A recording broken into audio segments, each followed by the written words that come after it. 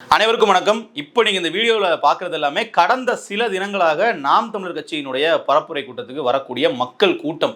சீமான் அவர்கள் பேசக்கூடிய கூட்டங்களில் எல்லாமே தென் தமிழகத்தில் பிரம்மாண்டமான ஒரு எழுச்சி காணப்படுது.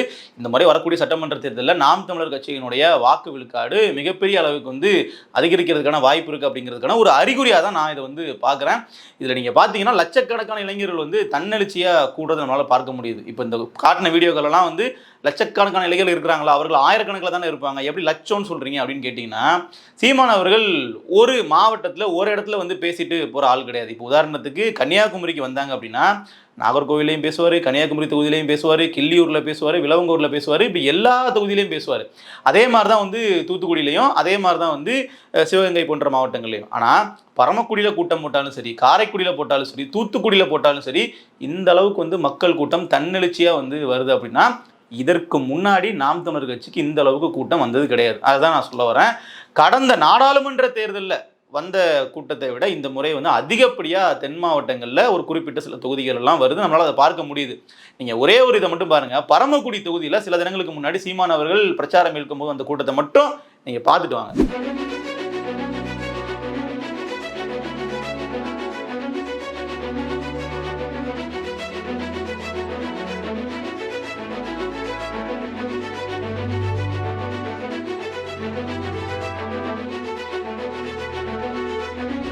எழில் இளவரசி அப்படிங்கிற ஒரு பெண் வேட்பாளரை ஆதரித்து சீமான் அவர்கள் பிரச்சாரம் மேற்கொள்ளும் பொழுது வந்த கூட்டம் தான் அது.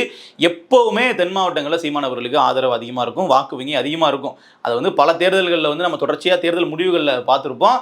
இந்த முறை முன் எப்போதும் இல்லாத அளவுக்கு அதிகப்படியான எழுச்சி இருக்கின்றதை பார்க்க முடியுது. தென் மாவட்டங்களில் மட்டும்தான் இப்படி இருக்கின்றது இல்லை. திருத்துறைப்பூண்டியிலையும் பார்த்தீங்கன்னா இந்த முறை இருக்குது. டெல்டா பகுதிகளிலையுமே ஒரு எழுச்சி நாம் தமிழர் கட்சிக்கு காணப்படுது. சமீபத்தில் தாவேகா தலைவர் விஜய் அவர்கள் தூத்துக்குடி திருநெல்வேலி பகுதிகளில் அவர் பிரச்சாரம் மேற்கொள்ளும் போது ஒரு பெரிய அளவில் கூட்டம் வந்ததை ஊடகங்கள்லாம் காட்டியிருப்பாங்க. அது உண்மையிலே அதிகப்படியான கூட்டம் தான், இல்லைன்னு இல்லை. ஆனால் அதே தூத்துக்குடியில் நாம் தமிழர் கட்சி இதே மாதிரி பரப்புரை மேற்கொள்ளும் பொழுது, சீமான் அவர்கள் பரப்புரை மேற்கொள்ளும் பொழுது வந்த கூட்டத்தை பாருங்க. தூத்துக்குடி தொகுதியில் ஜேக்கப் தேவதாஸ் அபிஷேக் அப்படிங்கிற வேட்பாளர் போட்டியிடுறாரு. எந்த அளவிற்கு அங்கே மக்கள் எழுச்சி இருக்கு அப்படிங்கிறத பாருங்க.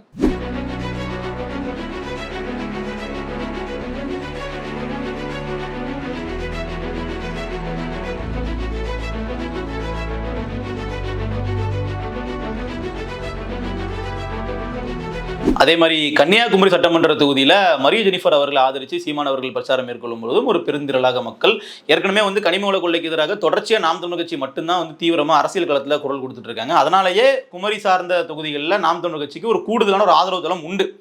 இந்த முறை அது தேர்தல் முடிவுகள்லையும் பெரிய அளவில் எதிரொலிக்கும் அப்படிங்கிறதுல மாற்றுக்கிறதே இல்லை. நீங்கள் கன்னியாகுமரி போன்ற மாவட்டங்கள் எடுத்துக்கிட்டிங்கன்னா அங்கே பிரதானமாக காங்கிரஸ் வர்சஸ் பிஜேபி அப்படிங்கிறது தான் களமாக இருக்கும். ஆனால் அப்படிப்பட்ட காங்கிரஸ் தரப்புலையும் சரி, பிஜேபி தரப்புலையும் சரி நம்ம கேட்டோம் அப்படின்னாலே அவங்க என்ன சொல்லுவாங்கன்னா, நாம் தமிழர் கட்சி வலுவான வாக்கை இந்த முறை அவர்கள் வாங்குவாங்க அப்படிங்கிற மாதிரி தான் அவர்களினுடைய கருத்துக்களே இருக்குது. ஸோ இந்த அளவிற்கு அதிகப்படியான விஷயம் மறைமுகமாக நடந்துக்கிட்டு இருக்கு. இதை பெரிய அளவில் ஊடகங்கள் வெளிப்படுத்தலை. சொல்லப்போனால் தென் மாவட்டங்களில் நாம் தமிழர் கட்சிக்கு இந்த அளவிற்கு பெரிய வரவேற்பு இருக்குது அப்படிங்கிறத எந்த கருத்து கணிப்பு முடிவுகளுமே சொல்லலை. அது ரொம்ப ஆச்சரியமாக இருக்குது. எப்போவுமே கருத்து கணிப்பு முடிவுகளை நாம் தமிழர் கட்சிக்கு குறைவான விழுக்காடு வாக்கு வங்கி கொடுக்கறது தான் எல்லா நிறுவனங்கள் பண்ணக்கூடிய வேலையும் கூட. ஆனால் ஒவ்வொரு தேர்தலையுமே அதை பொய்யாக்கிட்டே வர்றது நாம் தமிழர் கட்சி தான். அப்படி இருக்கும் பொழுது வெளிப்படையாக இந்த முறை சமூக வலைதளங்களில் ஊடகங்கள் எல்லாம் வரக்கூடிய காணொலிகளிலேயே இவ்வளோ கூட்டம் இருக்குது அப்படின்னா தேர்தல் முடிவுகளில் ஒரு மிகப்பெரிய மாற்றம் இருப்பதை நம்மளால் பார்க்க முடியுது. ஏன் நம்ம இதை ரொம்ப அழுத்தமாக பேச வேண்டிய தேவை இருக்குது அப்படின்னா, இது ஒரு 4 முனை போட்டி. விஜய் அவர்களுடைய ஃபேக்டர் ரொம்ப முக்கியமான ஒரு விஷயம். நாம் தமிழர் கட்சியினுடைய வாக்கு வங்கியை பெரிய அளவில் உடைக்கும். நாம் தமிழர் கட்சின்னு இல்லை, அதிமுக திமுக போன்ற எல்லா கட்சிகளுடைய வாக்கையுமே விஜய் அவர்கள் கொஞ்சம் பிரிச்சிருவார். அதனால் வாக்கு வங்கி அப்படிங்கிறது மற்ற கட்சிகளுக்கு குறையும். அதுலேயும் குறிப்பாக ஒரு களத்தில் தனியாக நின்று வெற்றி வாய்ப்பு இல்லாமல் இடத்துல இருக்கக்கூடிய நாம் தமிழர் கட்சிக்கு மிகப்பெரிய அளவில் வாக்கு வங்கி குறைஞ்சிடும் அப்படிங்கிற மாதிரி பலரும் பேசிகிட்டு இருக்காங்க. ஆனால் களம் எப்படி இருக்குன்னு பார்த்தீங்கன்னா, முன்னாடி எப்போதும் இல்லாத அளவுக்கு கூட்டம் அதிகமாக இருக்குது. இப்போ புதுசாக ஒரு கட்சி வருது, 4 முனை போட்டியாக மாறுது அப்படின்னா அவருக்கான ஆதரவு தளம் அப்படிங்கிறது இவர்கள் போகக்கூடிய கூட்டங்களே நமக்கு தெரிய வரும். தனியாக நின்று பிரச்சாரம் பண்ணிட்டு கூட சூழல் தான் ஏற்படும். அந்த மாதிரிலாம் இல்லையே. நாம் தமிழர் கட்சிக்கு கடந்த 2021 இல்லாத கூட்டம் இப்போ வருது. 2021 வந்து என்ன சொல்றாங்க, அது வந்து விஜய் ரசிகர்களுடைய ஓட்டும் சீமானுக்கு தான் போச்சு, அதனால தான் அவ்வளோ வாக்குன்ற மாதிரி சொல்றாங்க. அப்படி இல்லையே. 2021 இல்லாத கூட்டம், 2024 நாடாளுமன்ற தேர்தலின் போது இல்லாத கூட்டம் தான் இப்போ வந்து வருது. அது மிகப்பெரிய அளவில் ஒரு எழுச்சியாக நம்மளால் வந்து பார்க்க முடியுது. காரணம் தனித்துவம் தான். ஒவ்வொரு தடவையும் சீமான் அவர்கள் வந்து கூட்டணிக்கு போகாமல் எந்த கட்சி கூடயும் சமரசம் செய்யாமல் அப்படியே நிற்கும் போது என்ன ஆகுதுன்னு பார்த்தீங்கன்னா, கன்சிஸ்டண்டாக இருக்கும்போது அவர்களுக்கு ஒரு மிகப்பெரிய ஒரு பெனிஃபிட்டாக கிடைக்கிறது தான் இந்த கூட்டம் நான் பார்க்குறேன். இவர்கள் மறுபடியும் வந்து எதர்ச்சியாக ஒரு கட்சி கூட கூட்டணி போயிட்டாங்கன்னா நாளைக்கு இந்த கூட்டம் இருக்காது. அப்போ தனித்துவமாக நிற்பதனால ஒரு மிகப்பெரிய எழுச்சி இருக்குன்றத நம்மளால் ரொம்ப தெளிவாக பார்க்க முடியுது. இதில் நான் தனிப்பட்ட முறையில் நேரடியாக பார்த்த சில சம்பவங்களும் இருக்குது. கடந்த 2024 நாடாளுமன்ற தேர்தலுக்கு முன்னாடி கோவில்பட்டி, சுரண்டை போன்ற பகுதிகளெல்லாம் சீமான் அவர்கள் பிரச்சாரம் செய்கிறதுக்கு வந்தார். ஸோ அந்த சமயத்தில் தென்காசியினுடைய நாடாளுமன்ற வேட்பாளராக இசைமதிவாணன் அவர்கள் போட்டியிட்டார். ஸோ அவருக்கு உட்பட்ட பகுதிகளில் தான் அது. அங்கேயுமே ஒரு கணிசமான வாக்குகள் வந்து வாங்கினார். அது ரொம்ப பெரிய விஷயம் தான். அந்த பிரச்சார பொதுக்கூட்டத்தின் போதெல்லாம் வந்து பார்த்தீங்கன்னா, சீமான் அவர்கள் கடைசி நபராக தான் வந்து பேசுவார். எப்போவுமே அப்படி தான். அந்த கூட்டத்துக்கு வர்றதுமே தாமதமாக தான் வருவார். சீமான் அவர்கள் வர்றதுக்கு முன்னாடியே கூட்டத்தில் வந்து அந்த பகுதியை சேர்ந்த பொறுப்பாளர்கள்லாம் ஃபஸ்ட்டு பேச ஆரம்பிச்சிருவாங்க. சில முக்கியமான பேச்சாளர்கள் பேசிகிட்டு இருக்கும்போது தான் சீமான் அவர்கள் உள்ளே வருவார். அப்படி அந்த வேற பொறுப்பாளர்கள் பேசும்போதெல்லாம் அங்கே போடப்பட்ட அந்த நாற்காலிகள் வந்து ஃபில் பண்ணி தான் இருக்கும். அங்கே குறைவான சேர்கள் தான் போட்டிருப்பாங்க, நாற்காலிலாம் ஃபில் ஆகி தான் இருக்கும். அப்படியே வந்து பார்த்தீங்கன்னா அந்த கூட்டம் சுமூகமாக நடந்துட்டு இருக்கும். அப்படியே சீமான் அவர்கள் வந்து கார் உள்ளே வரும்போது கூடுதலாக கொஞ்சம் கூட்டம் வந்து அந்த இடத்துக்கு வரும். அப்படியே சீமான் அவர்கள் வந்து பேசுறதுக்கு மேடை ஏறி பேச ஆரம்பித்தாங்க அப்படின்னா, அப்படியே ஆரம்பத்தில் ரொம்ப மெதுவாக தான் பேசுவாங்க. அப்படி ஒரு வார்த்தைக்கு எல்லாம் ரொம்ப கேப் இருக்கும். ரொம்ப நிதானமாக தான் அப்படி ஆரம்பத்தில் பேச ஆரம்பிப்பார். ஒரு அரை மணி நேரம் கழித்து சீமான் அவர்கள் பேசுகிறத கேட்கும்போது நம்மளே மெய்மருந்து கேட்க ஆரம்பிச்சிருவோம். அப்படி கேட்க ஆரம்பிக்கும் போது தான் நம்ம திரும்பி கூட்டத்தை பார்த்தோம் அப்படின்னா, அங்கே கூடுதல் ஒரு 1000 பேர் வந்திருப்பாங்க உள்ள. முதல்ல வந்து ஒரு 500லேருந்து 1000 பேருக்குள்ளே தான் மொத்தமாகவே அவர்கள் சேர்கள் போட்டு உட்கார வச்சுருப்பாங்க. திடீர்னு பார்த்தா கூடுதலாக ஒரு 1000 பேர் வந்து வந்திருப்பாங்க. சாலைகளில் வந்து ஓரமாக நின்று கேட்டுட்டு இருப்பாங்க. அவர்கள்லாம் யாருன்னு பார்த்தீங்கன்னா, அந்த பகுதியில் நடந்து போகக்கூடிய நபர்கள். அப்படியே வந்து வேற வேலையாக போயிட்டு இருப்பாங்க. நின்று இந்த பேச்சை கேட்டுட்டு போவோமே அப்படின்னு கேட்கக்கூடிய நபர்களாக இருப்பாங்க. சரியாக வந்து இன்னொரு அரை மணி நேரம் கழித்து பார்த்தோம் அப்படின்னா, இன்னும் 2000 பேர் எங்கே கூடியிருப்பாங்க. நான் கண்ணால் பார்த்த விஷயம், 5000 பேருக்கு மேலே சீமான் அவர்கள் பேசிகிட்டு இருந்த ஒரு பொதுக்கூட்டத்தை திடீர்னு எப்படி கூட்டினாங்கன்னே தெரியல. அதுவும் கோவில்பட்டி கூட்டத்தெல்லாம் பார்த்தோம்னா ஒரு மிரட்சியான ஒரு கூட்டமாக இருந்துச்சு. நான் சொல்கிறேன் 2024 அப்போவுமே நான் சொல்கிறேன், இப்போ வரக்கூடிய கூட்டம் அதை விட வந்து அதிகமாக இருக்குது. அப்போ அந்த அளவிற்கு வந்து எதர்ச்சியாக அவர்கள் வந்து கட்சிக்காரங்க ஆர்கனைஸ் பண்ண கூட்டம் கிடையாது. கட்சிக்காரங்க வந்து துண்டு பிரசுரம் கொடுத்து கூட்டிகிட்டு வந்த ஆட்கள் கூட கிடையாது. அதெல்லாம் பண்ணுறது தப்பு இல்லை. அப்படி பண்ண ஆட்கள் கூட கிடையாது. எதர்ச்சியாக வந்து ஒரு கடைக்கு வந்திருப்பாங்க. கடைக்கு வந்த கஸ்டமர் வந்து சீமானோட பேச்சை கேட்க வருவாங்க. ஸோ அப்படி எப்படி சேர்ந்த கூட்டம்லாம் பார்த்தீங்கன்னா கிட்டத்தட்ட 5000 நபர்களுக்கு மேலாக எதர்ச்சியாக ஒரு கூட்டத்தில் வந்து சீமான் அவர்கள் பேசிட்டு இருக்காரு. அவர் பேசுறது வந்து அப்படியே அமைதியாக வந்து கேட்டுட்டு இருக்காங்க. ஏதாச்சும் ரொம்ப ஆக்ரோஷமாக பேசும்போது விசில் சத்தம் கேட்கும், அதெல்லாம் மக்கள் கூச்சல் இடுவாங்க, அதெல்லாம் இருக்கும். ஆனாலும் வந்து பார்த்தீங்கன்னா அந்த பேச்சு எல்லாரும் முழுமையாக கேட்பாங்க. என்ன பேசுறாரு, அவர் என்ன கருத்து சொல்றாருன்றதை கேட்டு கை தட்டுவாங்க, கேட்டு விசில் அடிப்பாங்க. அந்த மாதிரி ஒரு கூட்டத்தை வந்து நேரில் பார்க்கும்போது எனக்கே ரொம்ப புதுசாக இருந்துச்சு, ரொம்ப மிரட்சியாக இருந்துச்சு. ஏன்னா நாம வந்து சீமான் அவர்கள் பேசுகிறத வீடியோக்களில் கேட்டிருப்போம், அது ரொம்ப நிறைய மக்களால் பார்க்கப்படும். ஆனால் களத்திலேயே வந்து இந்த அளவுக்கு மக்கள் தன்னெழுச்சியாக வந்து அவரோட பேச்சை கேட்பாங்க அப்படிங்கிறது அன்னைக்கு தான் பார்க்க முடிஞ்சு. ஸோ சீமான் அவரோட பேச்சை கேட்டுட்டு இருக்கும்போதே பக்கத்தில் நாம் தமிழர் கட்சியினுடைய ஒரு முக்கியமான பொறுப்பாளர் ஒருத்தர் வந்து என்கிட்ட பேசிகிட்டு இருந்தார். அதாவது என்னென்னா, அவர் எனக்கு தனிப்பட்ட முறையில் தெரியும். அவர் வந்து என்ன சொல்கிறார் அப்படின்னா, நாம் தமிழர் கட்சியை விட்டு நான் போகாமல் இருக்கிறதுக்கு, நாம் தமிழர் கட்சியை விட்டு கொடுக்காமல் இருக்கிறதுக்கு ஒரே காரணம் இதான் தம்பி, பின்னாடி திரும்பி பாரு. இங்கே யாராச்சும் ஒருத்தவங்க வந்து திட்டம் போட்டு இவங்களை கூப்பிட்டு வந்தாங்களா? கிடையாது. தன்னெழுச்சி எத்தனை பேர் வந்து பார்க்குறாங்க பாரு. இந்த மாதிரி ஒரு இன எழுச்சியை இன்னொரு கட்சியால் தமிழ்நாட்டில் இப்போதைக்கு உருவாக்க முடியும் எனக்கு நம்பிக்கை இல்லை. அதனால் எனக்கு சில பிரச்சனைகள் இருந்தாலும், இங்கே உள்ள பொறுப்பாளர்கள்கிட்ட சில சிக்கல் இருந்தாலும், நான் வந்து விட்டு கொடுக்காம அந்த கட்சியில் நிற்கிறதுக்கான காரணம் இந்த இளைஞர்களால் தான், இந்த ஒரு கூட்டத்தினால தான். இவர்கள் யாருமே வந்து பார்த்தீங்கன்னா திடீர்னு ஒரே நாளில் வந்துடுறது கிடையாது. தொடர்ச்சியாக சீமான் அவரோட பேச்சை கேட்டு அப்படியே வந்து அவர் மேலே ஒரு பற்று வந்து நாம் தமிழர் கட்சியினுடைய கொள்கை மீது ஒரு ஈர்ப்பு வந்து சேர்ந்த கூட்டம். இதை மொத்தமாக நாம் வந்து கலைச்சிட்டு திருப்பி இன்னொரு கூட்டத்தெல்லாம் உருவாக்க முடியாது. அதனால் என்ன ஆனாலும் சரி, நாம் தமிழர் கட்சியை விட்டு நான் விட்டு போகாமல் இருக்கிறது காரணம் இது ஒன்று தான் அப்படிங்கிற மாதிரி சுட்டி காட்டினார். அப்படியே 2 ஆண்டுகள் கழிச்சு 2026 தேர்தலை பார்க்கும் பொழுது, கடந்த 2 மாதங்களுக்கு முன்னாடி பிப்ரவரி 21 திருச்சியில் பிரம்மாண்டமான மாநாடு. அந்த மாநாட்டில் இத்தனை ஆண்டுகால நாம் தமிழர் கட்சியினர் போட்ட உழைப்பு வந்து நமக்கு வெளியே தெரிய வந்துச்சுன்னு சொல்லலாம். அத்தனை லட்சக்கணக்கான மக்களை வந்து திரட்டி நாம் தமிழர் கட்சியும் ஒரு மாநாடு போட முடியும் அப்படிங்கிறது நிரூபித்து வந்து காட்டினாங்க. பிரம்மாண்டமான மாநாடு. சில போஸ்ட்லாம் நம்ம வந்து பார்த்துருப்போம். 2016 வந்து நாம் தமிழர் கட்சிக்கு எப்படி கூட்டம் இருந்துச்சு, 2026 எப்படி இருக்குது பாருங்கன்ற மாதிரி ஒப்பிட்டுலாம் சில போஸ்ட்லாம் பார்த்துருப்போம். அது உண்மையும் கூட. ஏன்னா கடந்த காலத்துல இருந்து சீமான் அவர்களே சொல்லுவார் இல்லையா, நான் வந்து ஒவ்வொரு மீனா பிடிச்சு நான் வந்து என்ன பண்ணிருக்கேன், சேகரிச்சுட்டு வந்துட்டு இருக்கேன், நீங்க வந்து இங்க வந்து எதுவும் பண்ணாம இருந்தா கூட போதும், எதுவும் கெடுத்து விட்டாதுன்னு சொல்லி கட்சிக்காரங்களுக்கு அட்வைஸ் பண்ணுவார். எல்லா வாக்காளர்களையும் நானே போய் செஞ்சு நான் வந்து கூட்டிட்டு வந்துட்டு இருக்கேன் அப்படிங்கிற மாதிரி சொல்லுவார் இல்லையா. அது உண்மைதான். சீமான் அவர்கள் ஒவ்வொரு தொகுதிக்கும் போயிட்டு ஒரு சில கருத்துக்களை வந்து பேசும்போது அங்க சில பேருக்கு அந்த கருத்தால ஈர்க்கப்பட்டு தான் சீமான் அவர்கள் கிட்ட வந்து பெரும்பாலானவர்கள் வர்றாங்க. ஸோ அப்படியே அந்த 36 லட்சம் வாக்குகளுக்கு முன்னாடி விழுந்ததும் கூட நேரடியாக சீமான் அவரோட பேச்சை கேட்டு வந்த வாக்குகள் தான். ஒரு சில பேர் ஃபோனில் பார்த்துருப்பாங்க. ஆனால் அதையும் தாண்டி ஒவ்வொரு தொகுதிக்கும் சீமான் அவர்கள் பிரச்சாரம் போறாரு. நேரடியாகவே சீமான் அவரோட பேச்சை கேட்பதற்கான வாய்ப்புகள் பலருக்கும் இங்கே கிடைக்குதுன்றதை சொல்ல வரேன். வேற எந்த அரசியல் கட்சி தலைவருமே வந்து பார்த்தீங்கன்னா அதை பண்ண மாட்டாங்க. இப்போ நீங்கள் வந்து திமுக, அதிமுக போன்ற பிரதான கட்சியில் எடுத்துட்டாலும் கூட ஒரு நகரத்துக்கு மையமான பகுதிகளில் இல்லை ஒரு பிரதானமான பகுதியில் ஒரு பெரிய பொதுக்கூட்டம் போடுவாங்க. சின்ன சின்ன கூட்டங்கள்லாம் அதிகப்படியாக வந்து போட மாட்டாங்க. அதை வந்து நாம் தமிழர் கட்சி வந்து பண்ணுறாங்க.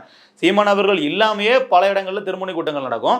அதெல்லாம் தாண்டி சீமான் அவர்கள் தேர்தல் காலகட்டத்தில் இந்த வாகன பரப்புரை தொகுதிகளுக்கான பொதுக்கூட்டம் அப்படின்னு போடும்போது ஒரு பிரம்மாண்டமான எழுச்சியை வந்து மக்கள் மத்தியில் உருவாக்குறது இந்த முறை நம்மளால் எப்படியே பார்க்க முடியுது. அதனால வந்து இந்த முறை 4 முனை போட்டியாக இருக்கிறதுனால வாக்குகள் வந்து குறையும். இந்த முறை பெரிய அளவில் வந்து பார்த்தீங்கன்னா சீமானுக்கு வாக்குகள் இருக்காது, 4 விழுக்காடு வாக்கு வரதே கஷ்டம் அப்படின்னு பேசுறதெல்லாம் பார்க்கும்போது கள நிலவரம் என்னவா இருக்குன்னு தெரியாம தான் அவர்கள் பேசுறாங்கன்னு பார்க்க முடியுது.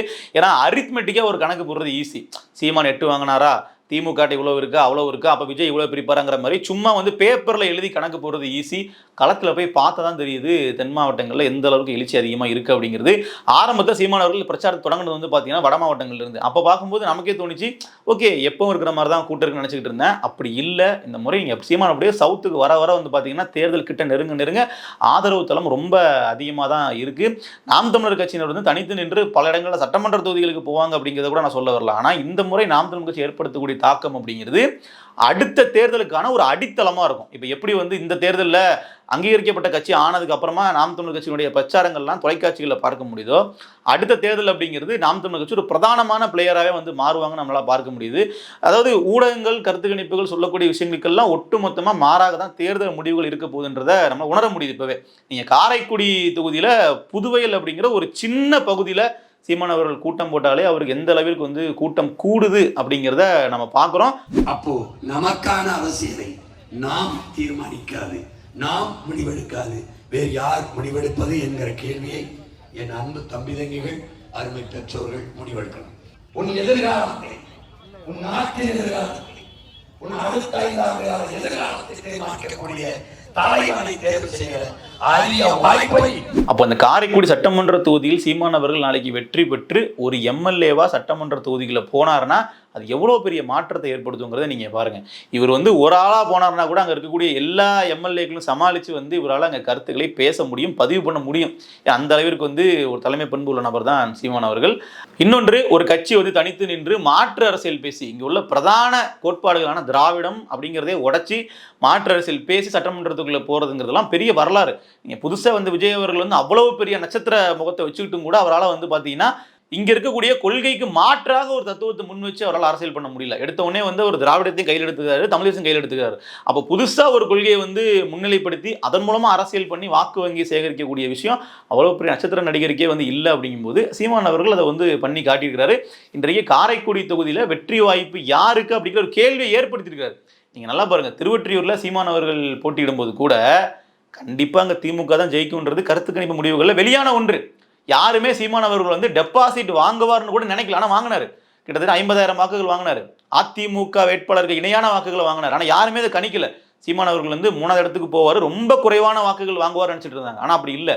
கிட்டத்தட்ட அதிமுக ஒரு 1000 வாக்குகள் கூட வித்தியாசம் கிடையாது அதிமுகவுக்கும் சீமானுக்கும். அப்ப அந்த அளவிற்கு வாக்குகளை தனித்து நின்று வாங்குறாரு. 2021 வந்து அதிமுக தனித்து நிக்கல, பாஜக கூட கூட்டணி, இன்னும் சில கட்சிகள் கூட கூட்டணி. ஆனா வந்து அங்க வாங்க முடிஞ்சு சீமான் அவர்களால. அப்ப இந்த முறை காரைக்குடியில் என்ன சொல்றாங்கன்னு பாத்தீங்கன்னா, இப்பவே அவர்கள் வந்து 4 முனை போட்டிட்டாங்க. யாரு வெற்றிங்கிறத சொல்ல முடியலங்கிறாங்க. மாங்குடி அவர்கள் தான் மறுபடியும் ஜெயிப்பாரான்னு உறுதியா சொல்ல முடியாது. வாய்ப்பு எப்படி வேணாலும் போகலாம். அங்க வந்து பாத்தீங்கன்னா சீமான் அவர்களுக்கும் வாய்ப்பு இருக்கு, மாங்குடி அவர்களுக்கும் வாய்ப்பு இருக்கு, தேர்போகி அவர்களுக்கும் வாய்ப்பு இருக்கு, டாக்டர் பிரபு அவர்களுக்கும் வாய்ப்பு இருக்குன்ற மாதிரி தான் அவர்கள் சொல்றாங்க சொல்லும் பொழுது. அப்ப என்ன ஆகுது அப்படின்னா, களம் வந்து நாம் தமிழர் கட்சிக்கும் ஒரு கணிசமான இடத்தை இந்த முறை வந்து கொடுக்குது. கூடவே வந்து சீமான் அவர்களுக்கான வெற்றி வாய்ப்பையும் இந்த முறை ஏற்படுத்துறதுக்கான சாத்தியக்கூறு தான் இப்போ வரைக்கும் இருக்கு. அதுலேயும் தேர்தல் நெருங்கிறதுக்கு சில தினங்களுக்கு முன்னாடி ஒட்டுமொத்தமா நாம் தமிழர் கட்சியின் சார்பாக ஒரு மிகப்பெரிய ஒரு பிரச்சாரத்தை வந்து அவர்கள் திட்டமிட்டு இருக்காங்க. அங்க இருக்கக்கூடிய வீடுகள் தோறும் சென்று பிரச்சாரம் மேற்கொள்றதுக்கு ஒரு புதுமையான ஒரு திட்டத்தை வந்து அவர்கள் தீட்டியிருக்காங்க. நேரடியாக வெளியூர்ல இருந்து ஆளுங்க உள்ள வந்து சீமானுக்காக வாக்கு கேட்கிற மாதிரி. ஸோ அதெல்லாம் நடக்கும்போது கடைசி சில நாட்கள் அப்படிங்கிறது ரொம்ப தேர்தல் காலத்தில் முக்கியமான ஒன்று. இங்க வந்து சீமான் போட்டிடுறார் அப்படிங்கிறது எல்லா மக்களுக்கும் தெரியுது. ஆனா சீமான் அவர்களுக்கு வாக்களிக்கணும் அப்படிங்கிற மாதிரி இவர்கள் கட்சி சார்பாக இல்ல வாக்கு கேட்கக்கூடிய நபர்கள் சார்பாக இல்ல சீமான் அவர்கள் சார்பாக போயிட்டு மக்கள் கிட்ட ஒரு முறை வந்து அவர்கள் வாக்கு கேட்டாங்கனாலே போதும், அங்க வாக்கு போடுறது மக்கள் தயாரா இருப்பாங்க. இவர்கள் நேரடியா போயிட்டு சந்திச்சுட்டாங்கன்னா போதும். ஏன்னா சீமான் அவர்களுக்கு வந்து நேரடியா மக்கள் சந்திக்கல பெரிய சிக்கல் இருக்கு. என்னன்னா அவர் எல்லா தொகுதிகளுக்கான பிரச்சாரத்தையும் பார்த்துட்டு இருக்காரு. காரைக்குடியை மட்டும் அவர் அதிகமாக ஃபோக்கஸ் பண்ணியிருந்தாருன்னா எப்போவோ களம் வந்து சீமான் சாதகமாக முன்னாடியே பெரிய அளவில் மாறி இருக்கும். இப்போ அது ஒரு இழுபறியா இருக்கு. சீமான் வந்து ஜெயிப்பாரா மாங்குடிக்கு ஜெயிப்பாரானே சொல்ல முடியாத அளவுக்கு இருக்குன்றது காரணமே சீமான் அவர்கள் எதுவுமே பண்ணாமல் இவ்வளோ ஆதரவு இருக்காங்க. அப்போ இன்னும் கடைசி சில நாட்களில் வந்து சீமான் அவர்கள் நேரடியாக களத்தில் இறங்கி அதிகப்படியான பொதுக்கூட்டங்கள் அதிகப்படியான பிரச்சாரங்கள் மேற்கொண்டாங்கன்னா காரைக்குடிக்கு மட்டும் நான் சொல்கிறேன். ஏற்கனவே நாம் தமிழர் கட்சியினுடைய முக்கியமான நட்சத்திர பேச்சாளர்கள்லாம் காரைக்குடியில் கடைசி சில நாட்கள் வந்து அங்கே திட்டமிட்டிருக்காங்க சிறப்பான முறையில். எப்படின்னா சாட்டை துரைமுருகன் அவர்களே வந்து பார்த்தீங்கன்னா கடைசி 2 நாட்கள் வந்து காரைக்குடியில் தான் வந்து பிரச்சாரம் மேற்கொள்ள இருக்காரு. அப்போ சீமான் அவர்களும் அங்கே களமிறங்கினார் அப்படின்னா நிச்சயமா வந்து அந்த தொகுதி நாம் தமிழர் கட்சியினுடைய வசம் இருக்கும். இரட்டை இலக்கத்தில் வாக்கு வங்கி நாம் தமிழர் கட்சியின் சார்பாக சட்டமன்றத்திற்குள் பிரதிநிதிகள் அப்படிங்கிற மாதிரி விஷயம் நடந்துட்டாலே நாம் தமிழர் கட்சிக்கு ஒரு மிகப்பெரிய மைல்ஸ்டோன் தான். அடுத்த தேர்தல் அப்படிங்கிறது நாம் தமிழர் கட்சியை மையமாக வச்சு தான் இயங்குன்றதை நம்ம இப்பவே உறுதிப்பட சொல்லிடலாம். பொறுத்திருந்து பார்ப்போம் மக்கள் தேர்தலில் எந்த முடிவுகள் கொடுக்க இருக்காங்க அப்படிங்கிறது. நன்றி.